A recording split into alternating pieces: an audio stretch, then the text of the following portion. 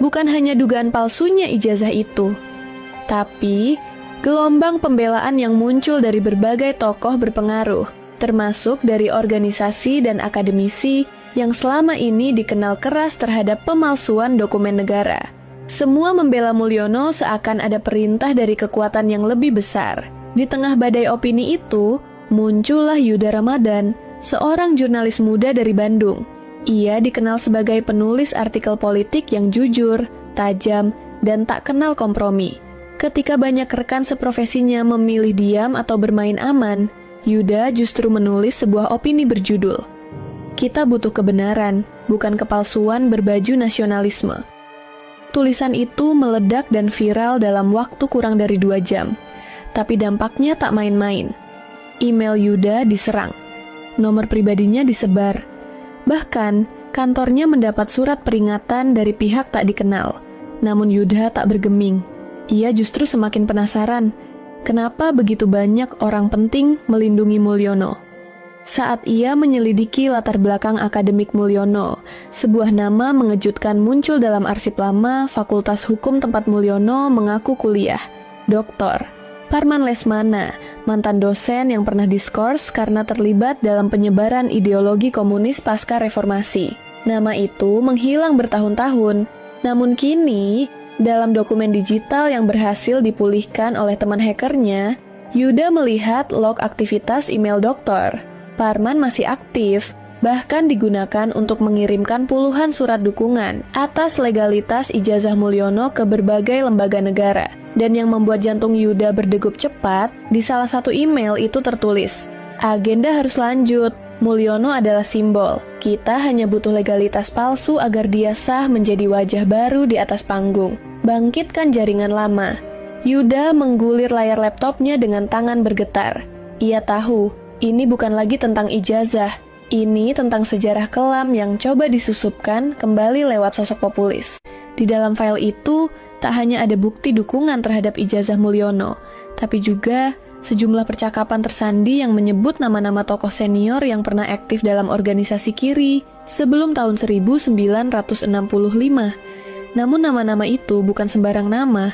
Sebagian di antaranya kini menjabat sebagai pembina yayasan pendidikan, anggota Dewan Penasihat Lembaga Hukum, bahkan beberapa tampil rutin sebagai narasumber di televisi nasional. Temukan dokumen bersampul merah dengan cap rahasia negara. Di dalamnya, ada daftar nama tokoh yang pernah ditangkap karena dugaan penyebaran ideologi komunis di kampus-kampus setelah reformasi. Nama Dr. Parman Lesmana tercantum paling atas. Namun yang membuat Yuda tertegun adalah kolom penjamin tahanan yang tertulis di bawahnya. Kolom itu mencantumkan Mulyono. Yuda menerima telepon dari seorang narasumber lamanya, Pak Bambang, mantan aktivis mahasiswa tahun 90-an, yang kini menjadi pengajar di salah satu universitas swasta. Suaranya terdengar tergesa dan berat. "Yud, kalau kamu benar-benar nemu dokumen itu, kamu harus hati-hati. Mereka bukan cuma punya kekuasaan, mereka punya jaringan lama yang bisa menyingkirkan siapapun tanpa jejak. Mulyono adalah simbol mereka. Dia adalah proyek jangka panjang yang sekarang sedang dipoles ulang. Dan kamu baru saja membuka pintu yang selama ini semua orang takut buka." Belum sempat Yuda bertanya lebih jauh. Sambungan telepon terputus. Deringnya berubah menjadi notifikasi masuk dari pesan singkat tak dikenal. "Berhenti sekarang, atau kami pastikan kau tak bisa menulis lagi. Sinyal kita bukan cuma disadap, tapi sekarang semua ucapan bisa dipelintir. Mereka punya alat, punya ahli, dan punya kuasa berat." Pada tahun 2002, ada sebuah pertemuan rahasia di Solo. Dihadiri beberapa ex-aktivis kiri yang pernah dibui pasca 1965. Mereka tak lagi terang-terangan bicara ideologi. Yang mereka rancang adalah strategi baru, menyusup ke sistem. Mereka bentuk jaringan intelektual, masuk ke kampus, masuk ke partai, masuk ke media. Tugas mereka waktu itu hanya satu, menyusup, berbaur, lalu menunggu saatnya tampil. Ketika melihat satu foto yang tak asing, salah satu anggota Dewan Pendidikan Nasional saat ini. "Dia juga?" tanya Yuda tak percaya. Sebagian besar tak lagi menyebut diri PKI, tapi mereka adalah penerusnya. Dan ketika ijazah Mulyono dipersoalkan, mereka panik. Karena itu bukan cuma tentang Mulyono, tapi tentang proyek besar mereka selama 20 tahun yang bisa runtuh. Hanya satu hal kini yang terus bergema. Siapa sebenarnya yang menjalankan semua ini dari balik layar? Dan seberapa jauh mereka telah menembus jantung kekuasaan? Tahun 1998,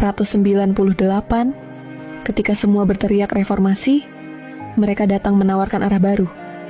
Katanya, demokrasi saja tidak cukup. Harus ada perubahan sistem. Mereka menyebutnya revolusi intelektual. Yuda menoleh, terkejut. Tapi Bapak dikenal sebagai penentang komunisme? Itu karena aku sadar di tengah jalan, mereka tidak berubah, hanya berganti wajah. Dan sekarang, mereka bukan lagi beroperasi dengan senjata atau selebaran. Mereka pakai ijazah, jabatan, dan panggung publik. Di antara file-file itu, ia menemukan satu dokumen yang tak ada dalam daftar indeks, berformat rekaman suara. Terdengar suara seorang pria tua, bicaranya lambat namun penuh tekanan. Kalau kita ingin ideologi ini kembali hidup, kita tak bisa pakai cara lama. Kita harus gunakan cara mereka. Pendidikan, media, hukum, bangun jaringan, dan tanamkan satu wajah yang bisa dipercaya oleh semua kalangan. Itu Mulyono. Yuda tak mengenali suara itu, tapi jelas dari cara bicaranya bahwa pria itu adalah tokoh besar di balik layar. Ia lalu membuka data metafile dan menemukan catatan lokasi. Gedung pertemuan tertutup di Sleman 2011. Di saat yang sama, pesan masuk ke ponselnya. Nomor tak dikenal, hanya satu kalimat. Kau mendekat ke inti. Tapi berhati-hatilah, inti bisa membakar semua yang menyentuhnya. Ini adalah perang ideologi yang disamarkan dalam bahasa hukum, legitimasi, dan ijazah. Wajah Mulyono terus muncul dalam pikirannya. Sosok bersih, tenang, dan selalu mengatasnamakan kepentingan rakyat. Tapi kini, semua retakan di balik wajah itu mulai terlihat. Ia mulai meragukan, apakah rakyat sedang dibohongi atau justru sedang diarahkan menuju sesuatu yang lebih kelam dari sekadar kepalsuan dokumen. Suara diskusi terdengar jelas. Mulyono harus tetap berdiri. Kalau dia jatuh karena soal ijazah, semua skema kita ikut runtuh. Kita akan dianggap bohong selama 2 dekade.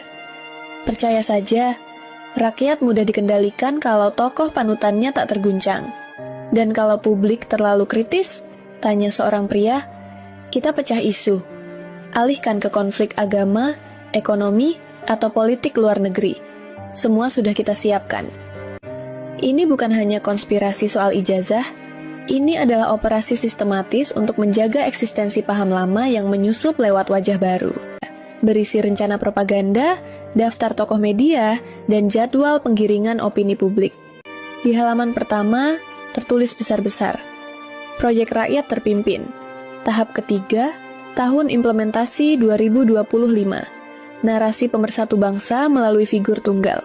Dan di bawahnya, sebuah foto hitam putih Mulyono muda dikelilingi 4 tokoh tak dikenal.